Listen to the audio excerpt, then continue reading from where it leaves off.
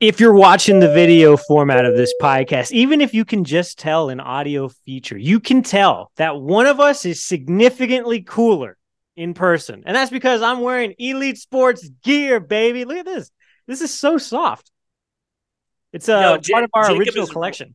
Jakob is rocking the crew neck, squaring around sweatshirt. It looks great. Jakob, I talked to you beforehand. I am slacking. I need to jump on top of this. That sweatshirt looks incredible. It looks great on you. It's sick. Yeah. And if you're buying something for them, a pro tip, they told me to buy a size bigger than you would normally get, just to prevent shrinkage and some other stuff. Size bigger. Yeah, get a size bigger. And you know what you also should do? Use code Squarin. Yeah, use code SQUARE at checkout. That's elitesports.com/square. Use code SQUARE at checkout. And if you're curious about their other stuff, right? Like this is just their crew neck, but imagine this with any other stuff that they got with all their other elites too. It's the same deal. So same products, just different stuff on them. elitesports.com. Use code SQUARE at checkout. Tired of winning the tailgate but losing the games? We can't help that.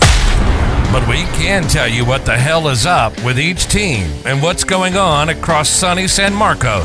Texas State fans, get on your feet. You're listening to Squaring Around with Jakob Rodriguez and Andrew Zimmel. Physically fit. Welcome to the Squaring Around podcast. I'm Andrew Zimmel, the Texas State Sports Press. That is my little friend in the cart as we fly around the Temple of Doom. It's Jakob Rodriguez. It's like that movie with Owen Wilson and Jackie Chan where they go around the world in 80 days in the hot air balloon. You know what I'm talking about? You know what the name of that movie is? Around the World in 80 Days. Bam. Dang. I don't think it's Owen Wilson. I think it's somebody else. Sacha Baron Cohen? I don't know. Someone like that. It's Owen Wilson. Welcome to week 10 of college football. Is it week 10? That's nuts. It is. How many more games we got? 4? Yeah. After this? That's nuts. 5 and 3. We got 12 games. So, yeah. So 3? 2 more. 3 total, I guess. Somebody's got to win a game here, right? For bowl eligibility, Zim. Yeah, no, Texas State very much has to win a game this week against Georgia Southern if they want to be bowl eligible. It's the last chance that Texas State will have. Well, not the last. The second to last chance Texas State will have. If they're not bowl eligible to jump in the river, it'd be really freaking sweet if you got it done this week so you could just jump straight from the game into the river versus getting off a bus. But San Marcos River is actually warm right now in comparison to the outside, 72 degrees all year round. Yeah, and also it's not that cold out. You guys are just babies. Yeah, well, we didn't have to sacrifice our lives to go chase a dream, buddy. You're living the dream. Yep. This week, we wanted to bring on a real college football expert. So I called upon my network, my homeboy, McClain Baxley, who now covers Oklahoma State for 24/7 Sports.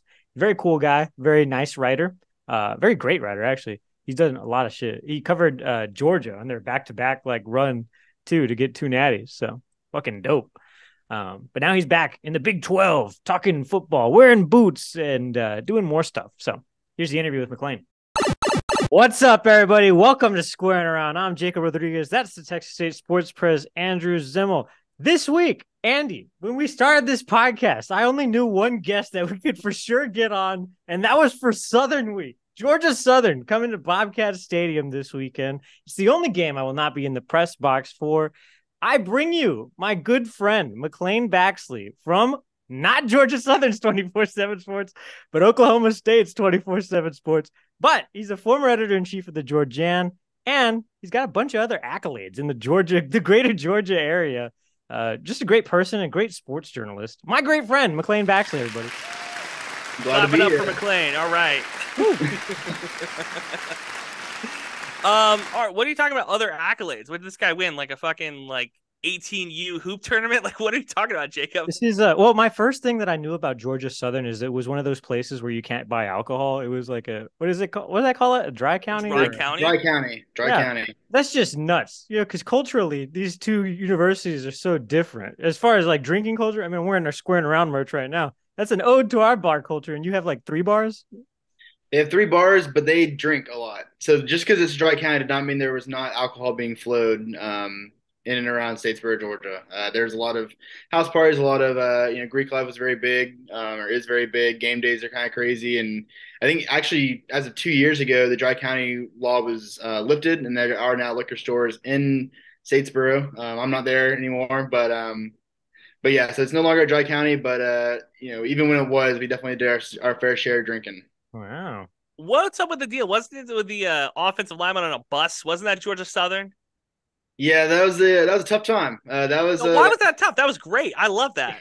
that led to the firing of Chad Lunsford partially. I mean, 2 years ago, 2021, they started off pretty poorly, and that happened, and they lost a couple games. And Jared Binko, the newish athletic director, had kind of had enough, and I think Chad Lunsford's luck had run out. He had a couple of good seasons and then a couple of bad seasons, and Binko fired him, I think, in mid-October or early October. I think it might have been the first firing of the 2021 season, and kind of reset the culture. And then about a month later, hired Clay Helton, and the rest is history. And so they got it underway. They got it taken care of, and since then it's been smooth sailing for the most part.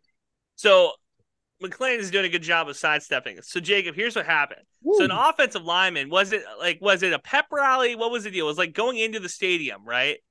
So there's a tradition on game day. They have these old yellow school buses, same ones you would take this to school growing up.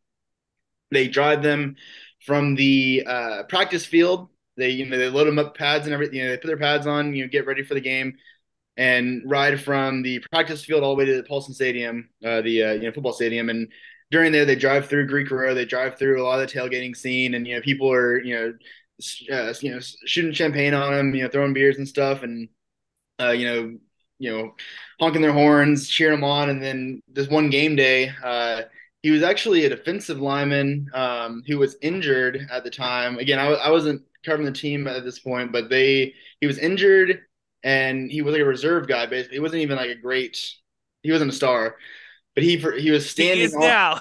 He was standing on the bus, like on top of the bus, and some fans threw a couple beers to him, and he Steve Austin'd them and drank them while wearing a full endorsement. So gas. While injured, and then he was suspended from that. And then he's a country singer, and went and made a country song and got 20 views on SoundCloud, and he's no longer the team. Who among us haven't done that? See, yeah. And Jakob, this is the deal. So I remember watching that, and I was like, that is the most Texas State thing I've ever seen. Oh. That is something that 1,000% would happen in a Texas State game. This is back before GJ got here. This is before TJ Finley and the success that they had. Before we had reason to celebrate. This is a 2-win team type action. And when I saw Georgia Southern do that, I was like, that is what I like to see. That is the type of stuff that, look, the Sun Belt, we don't get a ton of credit. We deserve credit. We don't get a ton of credit. Stuff like that gets on the front page of Reddit College Football, and gets people talking about the conference. So I don't know why people were upset. Clearly you're not super. Hey, clearly it doesn't sound like you're super thrilled by talking about it, McClain. Yeah, I mean, there's been brighter days for Georgia Southern than that. I mean, they about a year later they went and beat Nebraska and got Scott Frost fired because of that. They've had upset wins over ranked App State teams. They beat Florida in 2013. They've won 6 championships and FCS level. So there's been prouder moments to be a Georgia Southern alum than that. But it definitely got the notoriety I think the player was looking for. Well, I appreciate that story too, because you're uncovering the mystique for this team for me. I was just telling you before, I had no idea this team was good since the fucking 80s. I still really have no idea how good the Sun Belt is. As a casual fan, and for this podcast, really, I play the part of like just a douchebag guy who's riding the wave of his college football team. And that's really kind of true in these past couple of weeks, because I have no idea how good any of these fucking teams are in comparison to Texas State, Yeah, I mean, the Sun Belt is I think the best. I think they're probably better than the ACC at times. I mean, some years better than the Pac-12 at times. I think they are a true power. I mean, every year they're good for a couple of Power Five wins from two or three different teams, and I think from top to bottom, talent wise, might not be great, but the top four or five teams I think could compete with a lot of Power Five teams and do compete with a lot of Power Five teams over a 4 or 5 year span.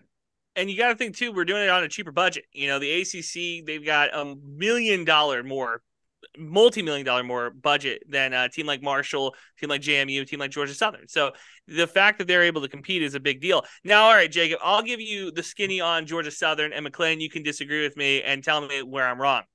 So the skinny on the Georgia teams in the time that I've covered the Sun Belt, State and Southern both either come out really strong and then falter at the end, or they come out flat and at the end of the season they find a way to rack up 5, 6, 7 wins and become bowl eligible. And it's one of those teams where week in and week out you don't really know what to expect. Now, Clay Helton taking over has given a little bit more stability, in my opinion, when it comes to like the same team shows up every week.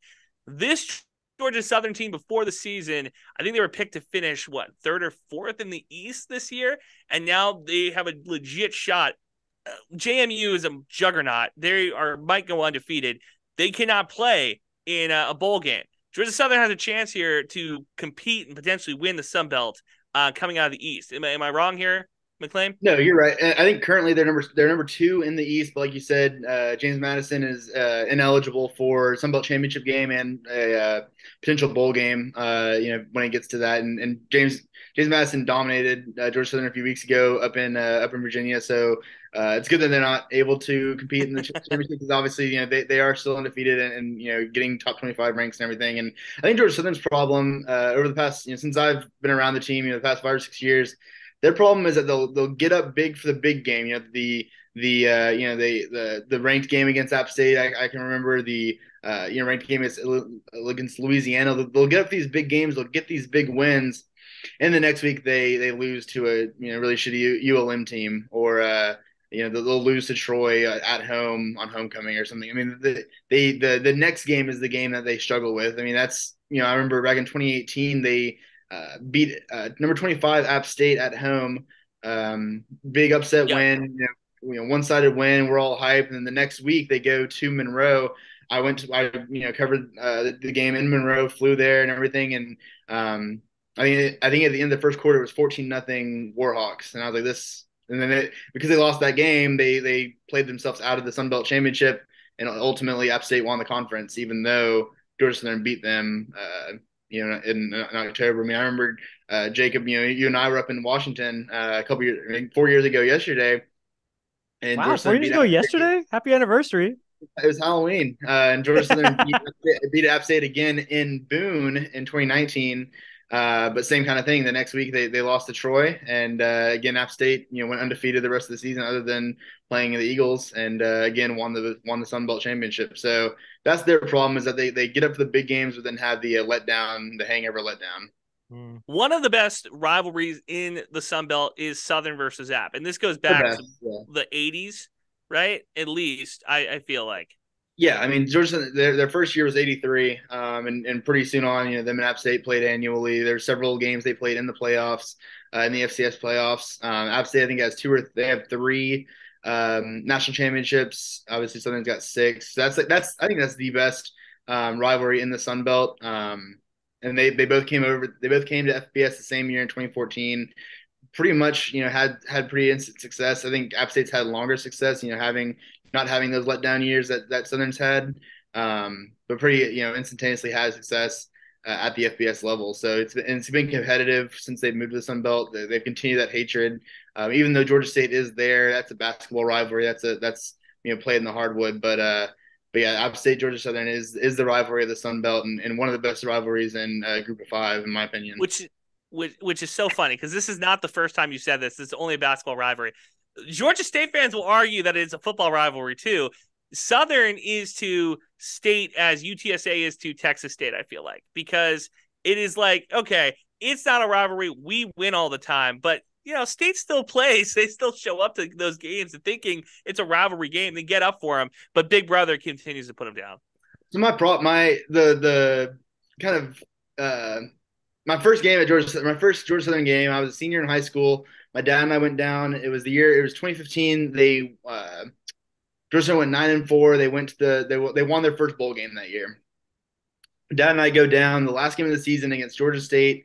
Again, this Georgia Southern team had just barely they lost to Georgia in overtime the week before. So this team's really good. You know, they have a lot of experience, a lot of really good offensive weapons. They're expected to come in and just dominate Georgia State. It's senior day, and Georgia State wins like 37-10 or something. It's a blowout, and Georgia State wins.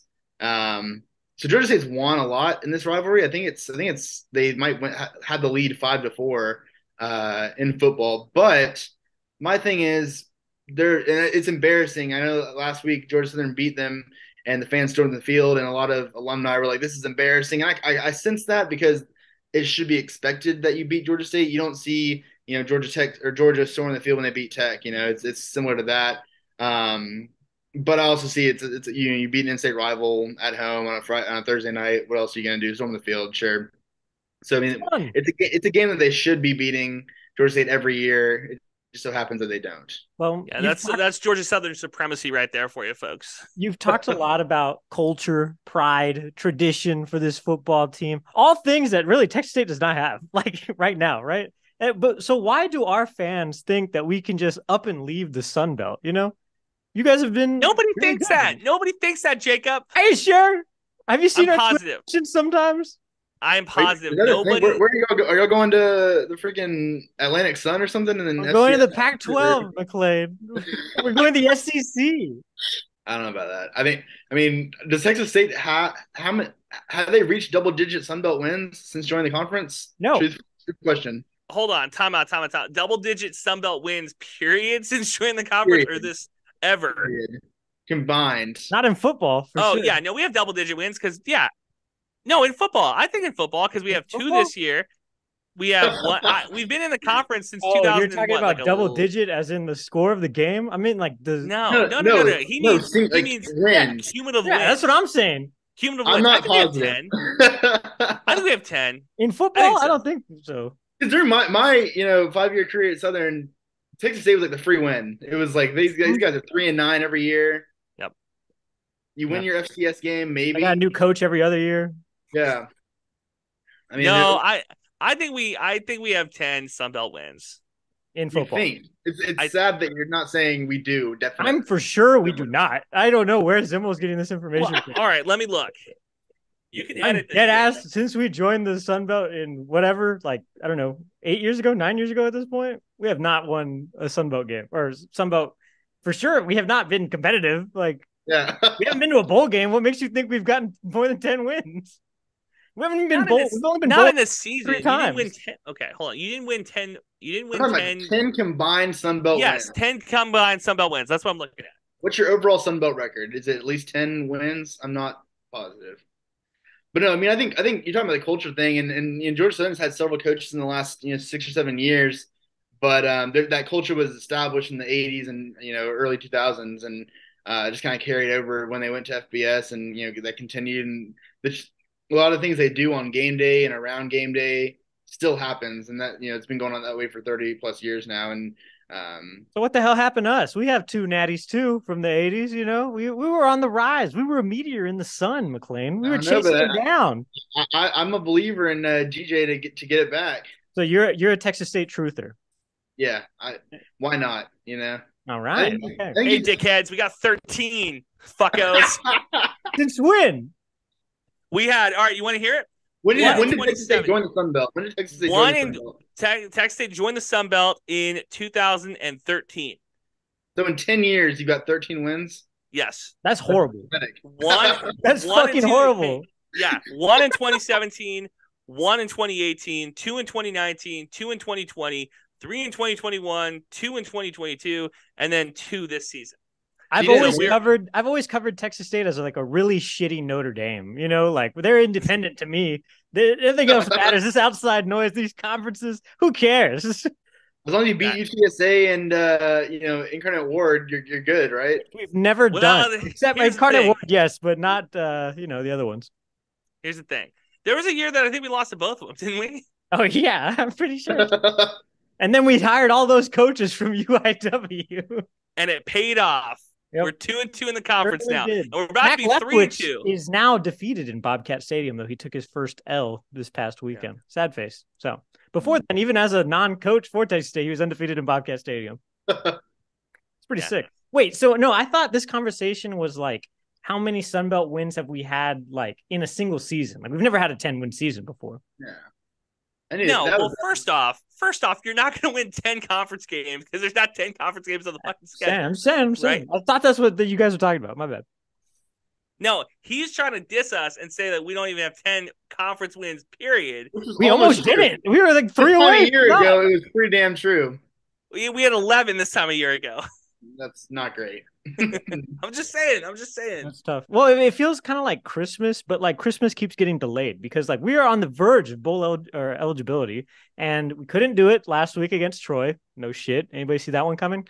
And then this week we faced the mighty Southern Eagles. Are they going to bring what's her name? Freedom, the eagle that comes out. They do. Freedom does travel, so he'll probably be there. That's pretty sick. What is this? This fucking lockhead, Martin? Freedom does travel. What type of slogan is that? It's a live ass eagle, and it his master Steve, the bird handler. He doesn't get involved with that. Like, make sure it's not bringing avian flu everywhere. He passes PETA guidelines, for sure. Really? They don't get mad at you guys for that? We used to have a live bobcat just chained up at the school, so I understand why that one was bad. When was this? Because I missed those days. Yeah, it was like this little corner of campus. It's now a corner store called Paul's and Market. It was right there in that little corner. It was like the LSU Tiger thing, but it was a bobcat, obviously. Well, I think similar to like UGA at Georgia, like these animals, like Freedom and UGA, like they're treated better than like a lot of humans. I feel like their living conditions, their food and drink conditions, I fay like are better than a lot of humans in the state in Georgia. So. Let's talk about classism in Georgia. UGA is like high. There's like middle high class for sure. Upper class. I believe it. That's good, I guess. I don't know. Well, did he start that whole thing with the Longhorn, or what was that about? You know? No, Bevo was the aggressor in that. Okay. All right. Yeah. They shot him up with a bunch of GMOs, you know, you never know what you're going to get. All time. And then UGA's, you know, like, what do you call that? Like pure? He's like a purebred or whatever. So it's just a bunch of like genetic, like, you know. Yeah. It's like an X-Men. It's like the X-Men versus like Captain America. Like, what are you going to do? It's like X-Men versus like Batman. Like, you get a guy with, a rich guy versus a mutant, that's what it was like. And it went about as well as you think it would go.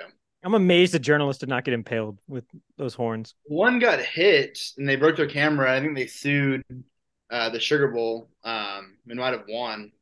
That's crazy because when you get press passes, it's usually like you accept all liability that's going to happen to you in this game. Yeah. Granted, if I was at a game and like for some reason or another I got hit by a bobcat, I think I would try to sue for something because that's just unexpected.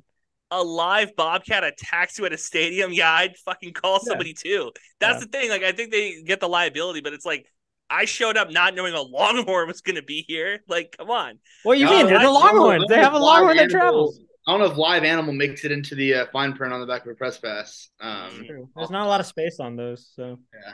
I think that Troy's better than Georgia Southern. I guess we'll see. I think Georgia Southern. I mean, their defense is good enough. I think, in their offense, when they're not turning the ball over, they got enough weapons where they can run it really well. Jalen White, one of the best running backs in the conference, and then Davis Brin, when he's not throwing interceptions, he's throwing touchdowns. And that's kind of how he works. I mean, he's definitely the same thing happened last year with their Kyle Van Treese, the quarterback they got from Buffalo, was the quarterback last year for Georgia Southern, and he's either gonna throw an interception or he's gonna throw a 40-yard gorgeous fade route in the corner. I mean, there's no real in between. That both of these guys are towards the top of the conference in both passing touchdowns, passing yards, and they're also towards the top in the country of throwing interceptions, and it's unsettling. I remember I watched the game earlier this season at Wisconsin. That's a game that Georgetown should have won. They were much better on both sides of the ball, but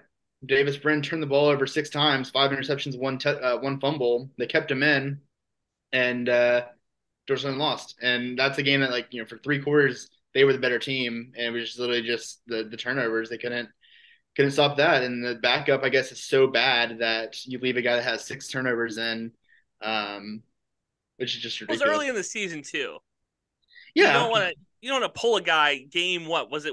Game 2. You don't game be like 3, I think. Yeah, but you also don't want your guy to throw 5 picks. Hey, Hey, that's fair. What Helton's been doing is he's been getting these redshirt seniors. I mean, this guy he was at Tulsa for 4 or 5 years, and then now he's at Southern for 1 year. That's been the plan. Last year's guy, he was at Buffalo for several years, and then came to Southern for 1 year. That's been kind of the plan.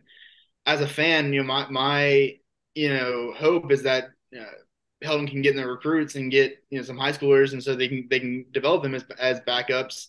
So by the time these transfers are kind of done, or you get into a situation where you have multiple turnovers, you don't feel like it's such a handicap to put the backup in, whether he's a high schooler or a fellow transfer. Just getting more guys than just putting all your eggs on one guy to come in and lead your team at quarterback, I think is a I don't know how long that can suffice.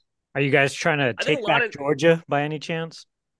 Well, that was the big thing. I wrote an article back in the day, spring 22, where Clay Helton, they signed similar to Texas Tech. They signed or Texas State, excuse me. They signed like Wow. 27. How dare you, sir? They signed like 27 kids from Georgia. I mean, all of them were like 3 stars or worse. But he made a point. Helton and his staff, they went to every single high school in Georgia, which is 300 plus schools.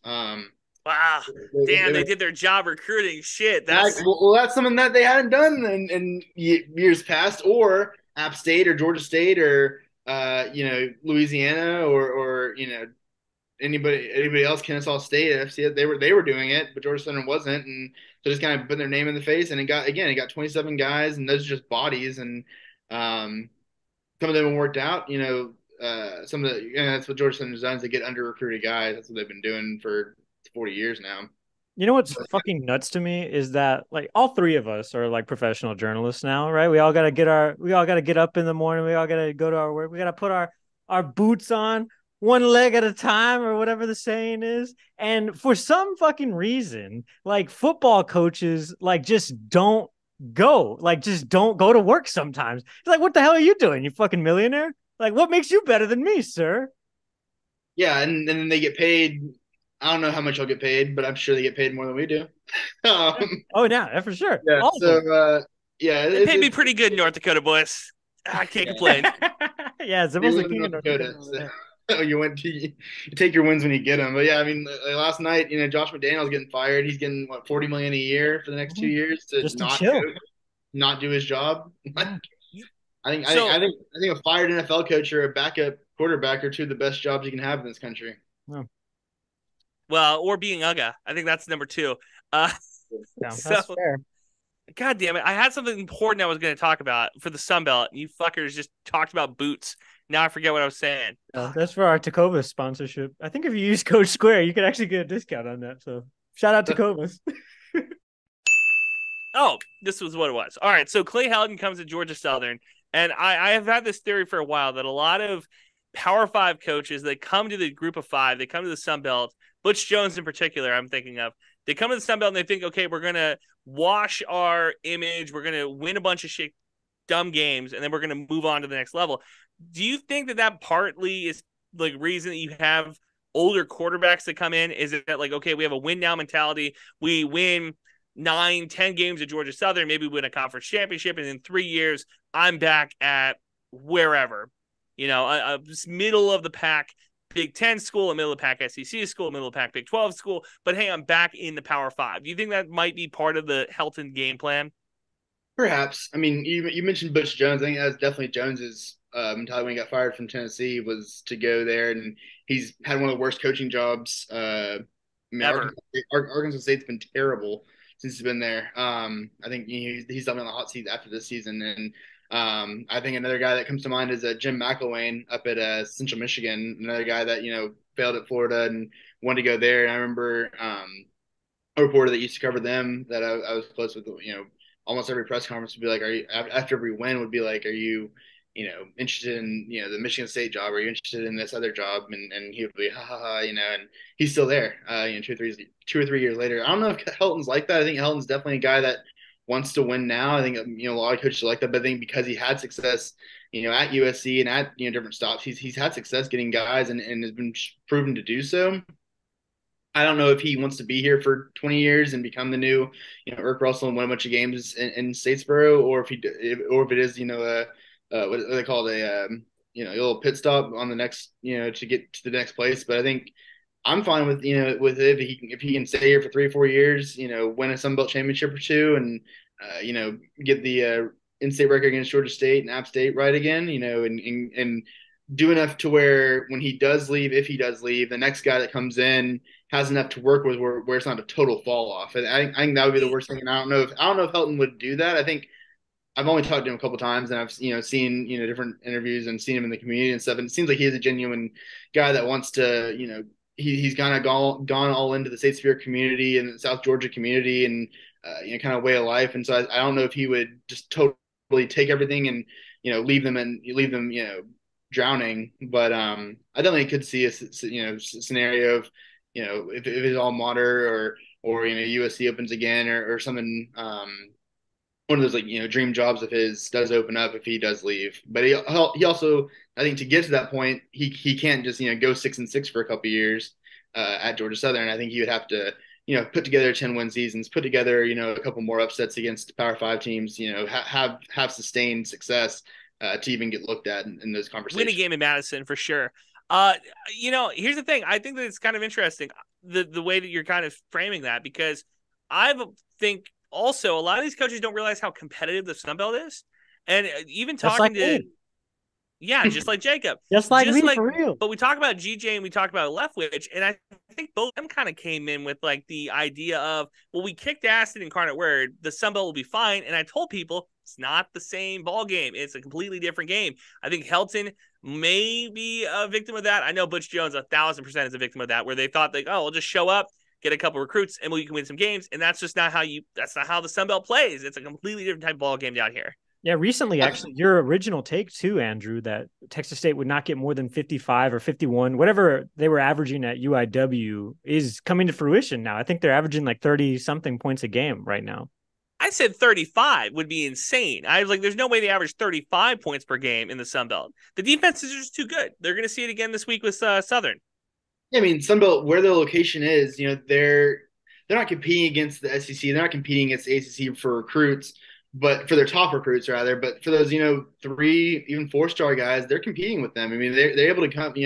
I think of Georgia Southern, App State, Louisiana, James Madison. Now, I mean, they can all go into these high schools. They can go into these rooms, competing against the LSU's, competing against the Virginia Techs, competing against the Georgia Techs of the world, and they can offer as much, if not more, more playing time, better experience, and now they've got the track record of having success in the NFL. I mean, the Sun Belt's sending guys to the NFL. They're sending guys, if you want to go the route of come to Georgia Southern, come to Texas State for a couple years, and then go to UGA, then go to UT Austin, and then go to the league. There's routes that's been proven to do well too. I mean, go and get your coaching from the smaller school guys, and then go to the big leagues, if you will. But I mean, I think it's been shown that the Sun Belt is a competitive conference. If you want to win now, if you want to have success now, and especially in today's game where it's so easy to see film, it's so easy to see games on ESPN Plus on different outlets and stuff. I mean, NFL scouts and professionals and agents are able to see your tape just as much as they can the Power 5 guys. I mean, it's actually easier for a guy living in Oklahoma to watch Georgia Southern, Georgia State than it is to see Cal and Stanford, because Pac-12 Network and other different markets and stuff. So I think that's really helps the Sun Belt, their location and the continuity of where they are, and that those teams have been there. Obviously, we had James Madison, Old Dominion, and Marshall a couple years ago. But other than that, I mean, there's been no real change since 2014 when Southern and App State joined the conference, and I think that's really helped in the long run. Yeah, I was going to say, I think we've only lost a couple of members too. I think Idaho and New Mexico State are really the only two that have left. Little Rock too. And isn't Little Rock still a basketball school? They're just basketball school now. Well, not for us. They're not for us. Yeah. No, I thought they're still Sun Belt for They're not. Sure? I don't think so. They never had football. Yeah. But I mean, and then you look at New Mexico You, State and Idaho, and hey, other really losses. You know, I mean, yeah. Idaho and I mean they're now having success at the FCS level in New Mexico State. I mean, they're having a new coach every 2 or 3 years too. I mean, it's not like you lost. You know, I would rather, if I'm a conference, I would rather have just solidify like we're seeing now with the Pac-12 and the Big Ten and really every conference how it's a national conference. I mean the Big 12 starting next year is from Orlando all the way to Utah and Arizona State. I mean that's all in the same conference now. That's And nuts. whereas Well, now Sun that Belt, Taylor Swift is in a stable relationship, we can kind of privatize jets again. exactly. Yeah, that's a real problem with college sports is that there's too many people who are climate conscious. We need to have fewer climate conscious college football teams. No, I like your take a lot. I think that there's a really the JMU of the world, the Georgia Southern of the world, going into a classroom and saying like, "Hey, come to Georgia Southern and get playing time." That's a really good take. Texas State's gone the opposite way. We have said, we can see professional athletes at the XFL and what is it now? XFL and AFL. Do they merge now? So it's just the XFL. We can see that we have minor league football players. We have minor league football players around the country. Those guys should come to Texas State. So we can go get an SEC quarterback. We can go get a ACC running back or a Big Ten linebacker who isn't getting playing time at those schools. They come to Texas State, immediately they're going to ball out. Hopefully ball out. All right, enough about all this other bullshit. This weekend, what's happening? Southern versus Texas State. What's your take? I imagine you're going Eagles. Yeah, I'm going to go Eagles. I think they, coming off the win last week, they played on a Thursday, so they've had an extra 2 or 3 days to recover, to prepare for Texas State. I really do think this, last year was Helton's first year. His first year at Statesboro, his first year around a lot of these new guys that they brought in a lot of guys from high school and transfers. This year it's the do it now, I think, and they're doing it. Yeah, like I said, they lost to James Madison, but that's really the only conference game that they've dropped so far. And I don't know, obviously they host Old Dominion in a few weeks. Marshall's on the road in a few weeks. Those are two. ODU is going to be a win. So I mean, I think the path to the Sun Belt Championship is there, and I think this is a year where Helton can definitely capitalize on that. And he's got a lot of veteran experience, especially on that offensive side of the ball. I think of Jalen White, I think of Bo Johnson, I think of a lot of these guys that have been around since I was still there back in 2020. So sound like a grandpa, but old ass dudes, man. Yeah. So they're still there, and so I think this is Caleb Hood, these guys that have been there for a while and understand the system, understand what it means to win at Georgia Southern and have success there. And so I think this is the year where he puts it all together. And that next stop on the train to the Sun Belt Championship is in San Marcos, Texas, on Saturday. Did you guys see that 4-point favorites? Oh, I was going to say, too, thanks for bringing up the train thing, because that's right next to the damn stadium / the baseball field / the softball field / the everything in San Marcos. Whatever.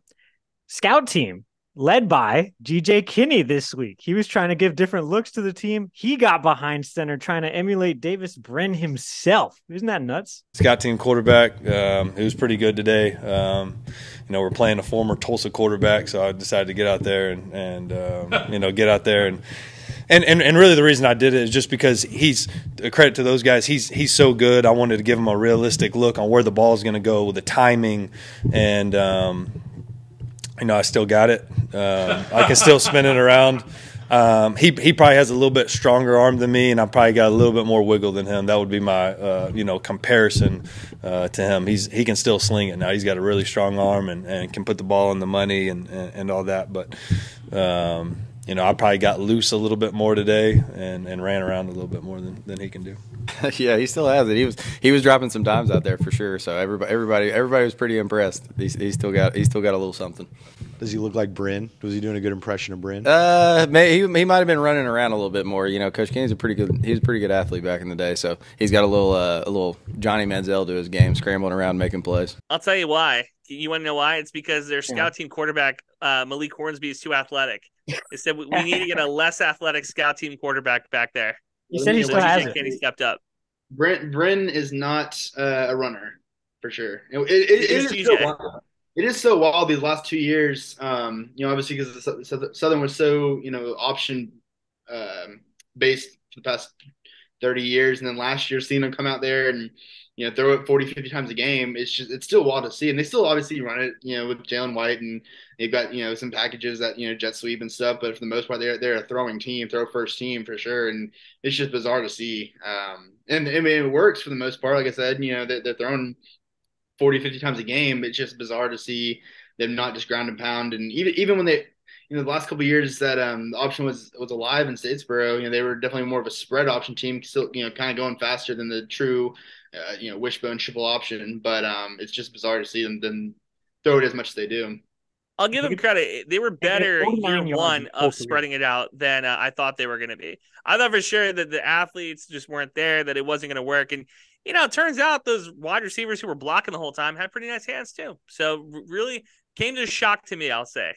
I mean, I think the biggest adjustment from last year to this year has been the offensive line. Obviously you talk about it often with offensive lines for an option team and a run-based team versus, throwing it and pass protecting and doing what you need to in a regular, spread or pro style offense, and getting those guys in, getting another year of, in the weight room and conditioning to get them where they need to be to protect for the quarterback. That's been the biggest difference from last year to this year, because the same guys are there, the same skill positions, the same defensive guys. The quarterback is basically the same. He's just not redhead anymore. Those have been the big difference, and it's paid off so far. That's so crazy. GJ looks like Davis too, or Davis looks like GJ, like a young GJ. You see that? If you lined up 20 guys that were on Georgia Southern's campus right now and told me that one of them was Davis Brin, could not tell you what he looks like. Could not tell. Could not pick him up. Is that because like athletes in Georgia Southern are not like revered, or because that's what happens at Texas State all the time? Like you could go anywhere and you would not see anybody or think you see anybody. No, I just don't think I've seen him enough. I mean, he's only been here for 7 games, 8 games, and most times wearing a helmet, so 6'2", 210. He's kind of average. Look at that. That's GJ. Yeah, that's the GJ. That's the GJ Kenny rookie card. I got 5 of them. It cost me more to ship them than it did to buy them. That's the way to do it. That's funny. Gotta love the back of the card. Good in short accuracy, good leader. Those are the strengths. Weakness, everything else. So does that go up in value based on wins or Texas State, Sim? That's a good question. I'm trying to get him to sign all 5 of them and then see if I can sell them for an extra $1. $2 you gotta get them graded too, Get one on frame so that if he does end up going to Baylor and gets them a championship, then it'll be worth something. I'll tell you, nothing good is ever going to come from Baylor. They made sure of that. They got all the bad juju in the world on against them. I know. I'm yeah. they come here next year. The thing that I still think about is that like now in this current like recruiting cycle, this current like coaching age and stuff like that, like truly like every team across the board is like one like recruiting cycle and coaching cycle away from being dog shit again, like across the board. Like it doesn't matter who you are. Like now it's so easy to both gain a team and lose a team and everything you had behind it. This is a scoring man coming with that half glass or glass half empty take. Because most people, am I right, would be like, yeah, you're a recruiting cycle away from being really good again. And he's like, we're a recruiting cycle away from being dog shit. Oh yeah. No, I mean, look at UTSA, right? What happens if Jeff Traylor leaves? That's it. We're gone forever. Yeah, I mean, you kind of look like what happened in Colorado. Obviously, they had 2 or 3 games to start the year, but for the most part, they've been pretty average. But last year they were 1-11, 2-10, and now they're they won more conference games in their first game than they did all last year. So I mean, like you said, I mean, it's so easy to 1 or 2 years just go from worst to first or first to worst based on what happens. I mean, Baylor, back in 2021, they competed they won the Big 12 championship. The next year they went I think did they go 0-12 or they went 1-11 in 2022? Was that the year after Rule left? Yeah. Yeah, I think they went over. Yeah, so I mean it's just in same league, nothing else changed. You just got a new coach and you were terrible. You went from a 12-win season where you won your conference and you can look in conference too. Arkansas State. Arkansas State was competing for titles at the FBS level. They were competing for Sun Belt titles, and within 2 recruiting cycles, Butch Jones made sure they will never compete ever again.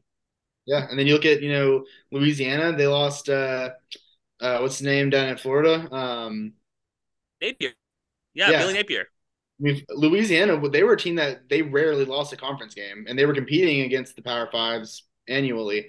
And now, I mean, they're still decent, but they're nowhere near the same level of, it was intimidating to play them. I mean, it was like, oh shit, we're playing Louisiana this week, and now it's like, oh, we're playing Louisiana. They're on the same level, if not below, the Troys of the world or the a lot of disrespect to Troy. A lot of disrespect for Troy. I think it's more of a disrespect to Louisiana, and really not disrespect. It's just how it happened, and. Yeah, I mean, there's stories like that, in every conference across the country, across FBS and probably FCS too, if we looked at it. Yeah, don't look at FCS. It's not worth your time. Some skewed storylines. Huh? Some skewed storylines in the FCS level. I'll tell you, the skewed scoreline this year is South Dakota State. They have taken the mantle. They are now the number 1 team in the country. They looked at North Dakota State and they said, "Give me that crown." They are now Oklahoma State. Oklahoma State starts the season. The number 1 South Dakota State next week or next year. New King Fly, the shit pile. Damn. Let me tell you, is it in Stillwater or do you have to come up to Brookings? It's in Stillwater. They're not going. Look, that's what I'm saying. Yeah. You never, those FBS teams, they never come to the FCS landscape. It's illegal. You can't. What? It's the rules. Is it really? The FBS team can't go to an FCS team? Mm-hmm. Really? That's all about you have to have a certain amount of seating or something. But it's a real thing because there was a couple years ago where back when North Dakota State was still winning 100 games in a row, they were trying to host. They're looking at hosting FBS teams, and you're not allowed to. Group of 5 teams can host Power 5 teams, as we've seen in different games. But yeah, FCS is not allowed to host FBS. That's crazy. It's like FCS teams will go to a neutral site and have a game, but. Yeah. All right, good to know. Look at that, getting smart over here. I'm glad we got a real college football expert on this week to both educate me on how good the Sun Belt continues to be, and also just the minutia of college football. I do my best. I try to stay relevant. Well, Zimmel, earlier in the year, and this is probably post Baylor. I think I texted McClain about it, and then I texted you. I think Southern's going to be really good because that's what McClain just feeds me, week to week. And you said, "Who's telling you that, McClain? McClain, each other's stores are not good." Yeah, I'll tell you.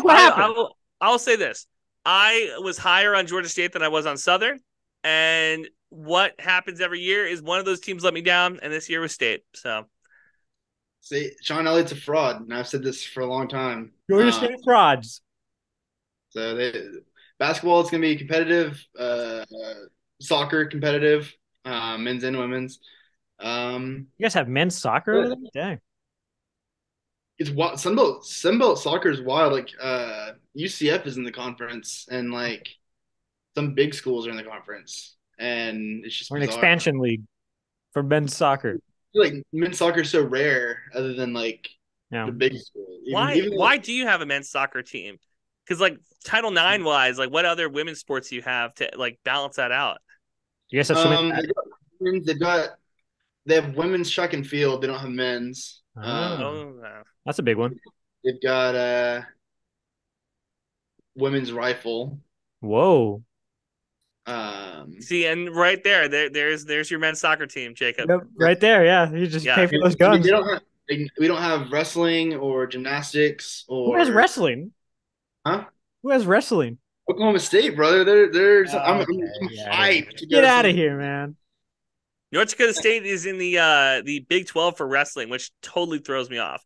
Because there'll be pictures of North Dakota State wrestlers wrestling Oklahoma State and then other schools like that, and you're like, what the fuck is going on? Well, it's funny. I mean, Oklahoma, they have wrestling, and they announced the other day they're going to stay in the Big 12 for wrestling because the SEC doesn't have it. Wow. So Missouri and Oklahoma will continue to be Big 12 schools in wrestling. Cool. When am I getting Wrestling 2K? That's the real question. EA Sports, get on it. It is the worst game type in UFC 4 or 5, just the grappling aspect. And I love it. I'm a jiu-jitsu practitioner, but I still hate that anybody could just take you down and then you're just playing a fucking mini game for 30 minutes. It's the worst game type ever. It's similar Mortal Kombat? Is that how it works? Is it kind of. I mean, well, think about it, right? It starts off Mortal Kombat, you're, trading blows, Conor McGregor, Nick Diaz or whatever. And then out of nowhere, of course, Nate Diaz, being one of the Diaz brothers, is a great jiu-jitsu guy. So you take him to the ground, and then you just play a mini game, basically. And so you're trying to get this red bar over this blue bar. It's all very confusing, and it sucks. Like, it takes a while to get good at, first of all. And then when you do get good at it, that's all you want to do because you want to rack up these wins and get the GOAT status in UFC, the video game. And yeah. And then you can go get GOAT status in real life. You can go. Yeah. Then you can take that, what you learned, and apply it to your life. Take it to the real ring. Yeah, I think that you're underrating Texas State. Until I see otherwise, I obviously, y'all won in Waco earlier in the year, but Baylor. Oh, who gives a shit about that, man? That team has proven that they're just dog shit. Yeah. But it's still a win. I mean, the same thing happened to Southern last year. Southern beat Nebraska. Nebraska finished the year like shit and got a coach fired the next day. But still, a Power 5 win against a team that is still probably in the top 15 in total wins. Jakob fell ass backwards in a really good take this past weekend. He said that we're 0-3 in prove-it games, which I was like, damn, that's a good take. UTSA, Troy, Louisiana. Or not Louisiana. Yeah, Louisiana. Yeah, those are our 0-3 in prove-it games. So this would be another prove-it game. Georgia Southern comes to town, one of the best teams in the East, one of the best teams in Sunbelt, like recent history. They show up. If you show up to play them and you win, hey, 1-3 in prove-it games. I've had this week scheduled for a long time, not just because I get to talk to McClain for fun, but also because I think this is the biggest trap game of the year for Texas State. It's right after our homecoming. Game. We just got let down, not getting bowl eligible. It's cold now in Texas. There's not going to be that many fans as there were before. I don't think we're breaking any sort of attendance records from here on out into the season. There's only 2 more home games, first of all. It's this one and then the very last one. So, yeah, I think it's a big trap game. I think they'll be ready to play. Trap game or automatic L? Yeah. Well, Southern, they're 1-1 in prove-it games. They lost to James Madison pretty one-sidedly. But maybe they're just taking the day off. They're like, this game doesn't matter. They're not they're not competing for anything postseason wise, and then they beat Georgia State pretty handedly last Thursday. So wait, hold on. The team that you say is dog shit, that's a prove-it game? I didn't say they're dog shit. I said they're not a rival. I said it's not a big game. It can't be a prove-it game. It can't be a prove-it game if it's not a big game. At the time, they had the same record in the conference, so it was like you're playing the best. It's basically 1v2 because James Madison is ineligible for the postseason. So it was a 1v2, and now it's just a 1. All right, let me tell you, we almost saw some guy getting beat up on the square 2v1, and we did not help. So we did not help. No. It was more than 2v1. We'll tell that story here in a minute. But no, I just like Texas State beat ULM, and nobody's like calling home about that. I do think that people that say that Texas State's not going to be bowl eligible are alarmist and pessimist, because I do think that they find one win in the next couple games. Like, maybe it's not this week, but they will not go 5-7. What are they right now? 5-3. This is going to be such a death sentence clip if it happens. I'm not doing this podcast anymore if we go 5-7. Clip it. That's fine. They're going to find a win here on out. Maybe it's this week, maybe it's not, but they're not going to go 5-7. Here lies the Squaring Around podcast. Well, my first full year covering Georgia Southern, they went 2-10. Started the year 0-9. So it could always be worse. That's fair. See, and that's the type of fucking bullshit that Georgia Southern pulls when I root for them. Because I'll be like, oh, they're going to be good this year. Then they fucking suck for no reason. It's like they had, am I wrong? Was it pretty much a similar team that came back from the year before? Yeah. Okay. Yeah, okay. So, yeah, I'm pissed. That pissed me off. Thanks for reminding me about that bullshit. Well, they went 9-4, then 5-7, and then 2-10, and then 10-3. It was the biggest turnaround season in FBS history until last year with Tulane. So that's good. Whatever. Well, until Texas State this year, baby. Well, I guess we can't because we got 3 losses. Yeah. All right. The Big 12 is calling McClain back home, so we gotta let you go, buddy. I think, right? Yeah, got to go some exhibition basketball. All right. Oklahoma State play the Baptists. Well, sweet, man. Thanks for talking some Bobcats and Eagles with us. Absolutely. It's the they don't call it the Fun Belt for a reason, So yeah. They don't call it the fun belt for a reason. Everybody just fucking does it, you know? It's the pain belt, bro. Always a pleasure. Jakob. Yes, sir. The reason you like to play at home is because you get home field advantage. And home field apparel gives you an advantage by using code SQUARE at checkout. You get up to 10% off when you use code SQUARE at home field. And guess what, Jakob? I'm freezing up here. It's 36 degrees outside. You know what I need? Jesus Christ. I need a jacket. You know what jacket I'm going to use? I'm going to go online and buy a bomber jacket from Home Field. The new bomber jackets just dropped. 10% off. Use Square at Home Field Apparel. Nice. Yeah. Those look sick. Texas State not included in them. Still waiting. Hey, I would buy a jacket. Let me know, man. Home Field. A great interview. Another great interview, as you just reminded me. We had Scott Watkins on. We've had McClain on. We've had Colton McWilliams on. Have we had another writer on? What's the other writer? I think Brian Craven? London writes a diary. Ish Craven.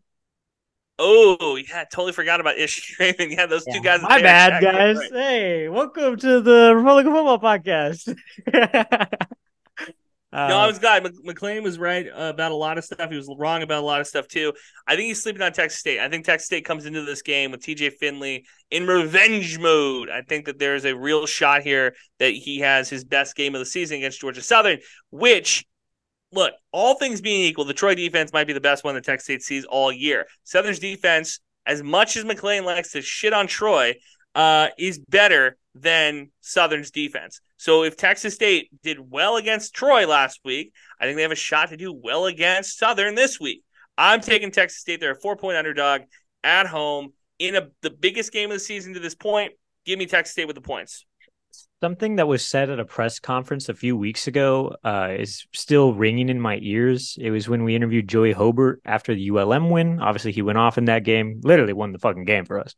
But he was saying that sometimes the coaches are like calling these shots down the field and the players are just not taking them. You know, is that TJ? Is that Joey in the gang? Is that, Ish, Marty, whatever.